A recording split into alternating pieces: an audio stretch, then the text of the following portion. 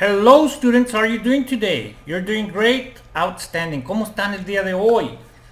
No se te olvide bajar este archivo. Abajo de la descripción puedes bajar este archivo. En la siguiente clase vamos a ver preposiciones, adjetivos posesivos y pronombres posesivos. Vamos a practicar con la clase anterior.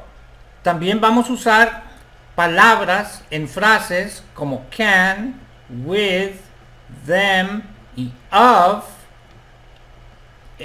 como vocabulario nuevo. Ok. Como pueden ver, vamos a practicar los adjetivos posesivos, los pronombres posesivos. Ok. Vamos a utilizar can, el modal can, y nos vamos a aprender las preposiciones in, on, by, next to, in front of, behind, below, above, on the right of, on the left of, in the middle of, around, from, outside, inside, beside, near, over, under.